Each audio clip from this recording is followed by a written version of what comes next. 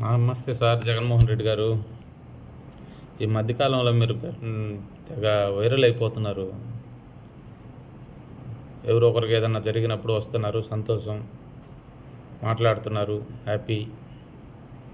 కానీ వచ్చినప్పుడు అక్కడ జరిగింది ఏంటి, దానికి సంబంధించిన విషయం ఏదో పూర్తిగా మాట్లాడకుండా ప్రెస్ మీట్లు పెట్టేసి గుడ్డలు ఇటు తీసుకొడతాను, సప్త సముద్రాలు వెనుకున్న తీసుకొస్తాను, మిమ్మల్ని అట చేస్తాను, ఇట చేస్తాను, ఎవరిని వదిలిపెట్టను, ఈ బెదిరింపు ధోరణి. మీరు బెదిరిస్తే వాళ్ళు భయపడి మళ్ళీ ఏదో ఆడేదో మీ ఒపీనియన్ ప్రకారం వాళ్ళు ఏదో చేస్తున్నారని, అధికారులు ఏదో చేస్తున్నారని మీరు అనుకుంటున్నారు.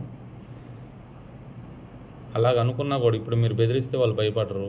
ఎందుకంటే ప్రభుత్వం వేరే ఉంది, వాళ్ళు చెప్పినట్టు వాళ్ళు వినాలి.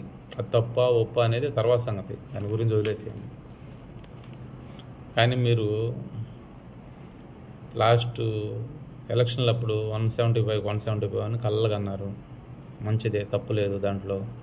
ఈసారి కూడా మీరు ముఖ్యమంత్రి అవుతారని, నెక్స్ట్ ఎలక్షన్కి మీరు ముఖ్యమంత్రి అవుతారని మీరు కళ్ళగా అంటున్నారు. తప్పు లేదు, కళ్ళగానండి, మంచిదే.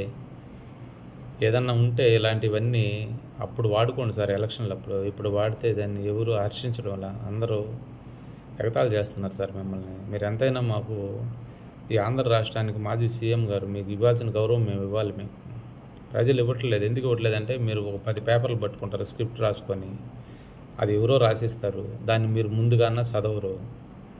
ఎందుకంటే మీకు బిల్డప్ ఎక్కువ. వాళ్ళ ముందు చదువుకుంటే ఏమనుకుంటారు అని చెప్పి ఒకేసారి అవి పట్టుకుంటారు, దాని సాయి చూస్తారు, ఇటు మాట్లాడతారు, దాని సాయి చూస్తుంటారు, ఇటు మాట్లాడతారు.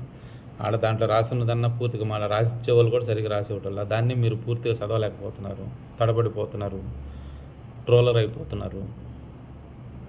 అందుకని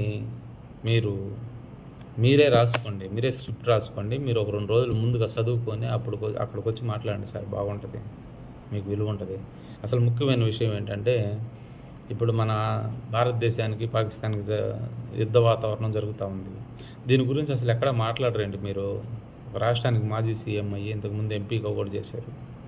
ఏదైనా మాట్లాడండి సార్, మీ ఒపీనియన్ ఏదన్నా. ఊరికే ఏదో 2 మాటలు మాట్లాడితే కొంచెం జనాలు హర్షిస్తారు. అందరూ అనుకుంటున్నారు బయట దీని గురించి ఏం మాట్లాడట్లేదు, ఎందుకు కాముగా ఉన్నారనేసి. దీని గురించి ఏమైనా మీరు మాట్లాడుకోవాలంటే మాత్రం మీరు కరెక్ట్గా మీరే రాసుకోండి సార్. స్క్రిప్ట్ ఎక్కువ రాసుకోవద్దు, 4-5 పేపర్లు వద్దు, ఒక్క పేపర్ రాసుకోండి. దాంట్లో 4 మాటలు, మంచి మాటలు రాసుకొని ఒక రోజంతా చదువుకున్న తర్వాత ప్రెస్ మీట్ పెట్టండి, లేకపోతే చిన్న వీడియో అయినా రిలీజ్ చేయండి, మీకే మంచిది. అర్థం చేసుకోండి. జనాలు అందరూ అనుకుంటా ఉన్నారు ఏం మాట్లాడడం లేదు జగన్మోహన్ రెడ్డి గారు అనేసి.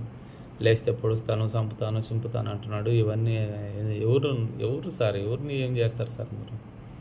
అర్థం చేసుకోండి దయచేసి. మీ మీద అభిమానంతో చెప్తున్నాను. నమస్తే.